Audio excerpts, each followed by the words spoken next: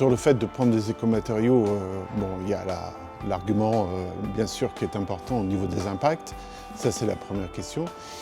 Et deuxième question qui se pose derrière tout ça, c'est quel écomatériau pour quelle fonction et quelle attitude on attend du matériau qui va être posé à tel ou tel endroit. Donc on a eu un raisonnement en fait lié à l'orientation du bâtiment. On a mis un matériau plus dense avec le béton de chanvre, on a mis des matériaux un peu moins denses, plus on allait vers le froid, donc vers les façades qui sont les moins exposées au soleil. On a commencé par insuffler de la ouate de cellulose, qui est un déchet d'imprimerie. Et ce matériau, il est très intéressant aujourd'hui parce que c'est vraiment le matériau du consensus, à la fois technique et financier. Donc après, on est parti sur des matériaux où on demande des aptitudes différentes en termes de température plus froide. Donc on va chercher des coefficients de conductivité plus performants peut-être que les autres. Et là-dessus, la laine de lin est plus intéressante puisque elle correspond à un lambda de 0,036. Et par contre, sur les zones encore plus froides et qui possèdent un risque en termes d'humidité, eh bien, la laine de mouton, on sait qu'elle est capable de stocker une partie d'humidité dans le matériau lui-même et de redonner. Car l'important, c'est que les matériaux puissent prendre, mais aussi redonner.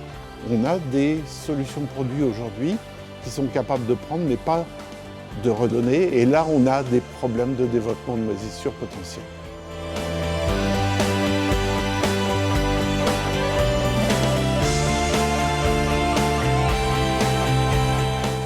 Le chanvribloc est un bloc de chanvre qui est fait de chêne-vote, qui est une matière première extraite du chanvre après la culture et qui est mélangé avec des liants hydrauliques naturels. Donc pour une maison, c'est un matériau qui est extrêmement thermique et qui en plus a une capacité de régulation hygrothermique. On peut l'utiliser en sol aussi pour isoler les sols. On peut l'utiliser pour faire du doublage de murs à l'intérieur, à l'extérieur. Donc dans cette maison, c'est un doublage par l'intérieur de murs, d'anciens murs qui sont faits en briques et en pierre, avec l'intérêt justement de pouvoir réguler l'hygrométrie produite à l'intérieur de l'habitation par les habitants, et l'hygrométrie qui peut être aussi produite par la capillarité dans les vieux murs. Ce sont des vieux murs qui, par nature, ont de la capillarité et qui viennent du sol. Donc il faut que l'eau qui monte du sol puisse s'extraire de toutes parts. Le chanvribloc se pose de façon très simple, suivant les techniques de pose de blocs de construction, avec un mortier-colle très mince qui limite les ponts thermiques, si on peut dire. Il se découpe facilement, il se met en place très simplement comme un bloc de construction. Dans le cadre de ce chantier, les murs sont irréguliers, ils présentent des cavités entre le bloc de chanvre et le mur, et cette cavité peut être remplie avec de la chêne-vote, et qui a des vertus aussi très isolantes.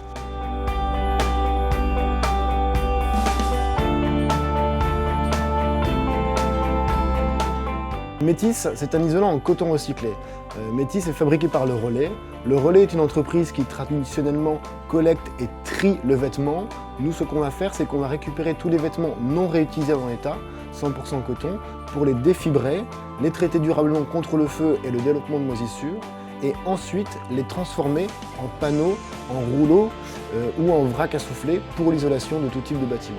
L'isolant Métis a cette faculté de à la fois isoler contre le froid, contre le chaud et surtout également contre le bruit. Ce qu'on a voulu mettre en avant sur ce chantier, ce sont vraiment les performances acoustiques de Métis. Donc, sur ce chantier Réafutur, Métis a été positionné dans les planchers intermédiaires et donc on va pouvoir offrir ici aux utilisateurs de ce bâtiment une ambiance sonore des plus confortables pour travailler en toute sérénité. Le Métis a cette particularité d'être très confortable à poser. On est sur du coton, il est très doux au toucher, donc non irritant, et aussi très confort d'un point de vue sanitaire, puisque le Métis ne dégage pas de COV dans l'air et permet à l'utilisateur comme à l'occupant de n'avoir aucun impact sur sa santé. Le but de l'instrumentation, le but global, c'est d'évaluer les performances énergétiques du bâtiment en instrumentant les 4 parois plus la toiture, ainsi que la centrale de traitement d'air. Nous utilisons principalement des capteurs de flux thermique, donc ça se présente sous la forme d'une petite plaquette métallique, et on peut donc connaître la valeur du flux thermique qui traverse cette surface active et connaître également la température du capteur. Et on utilise un deuxième type de capteurs qui sont des capteurs d'humidité et de température qu'on place également dans les parois.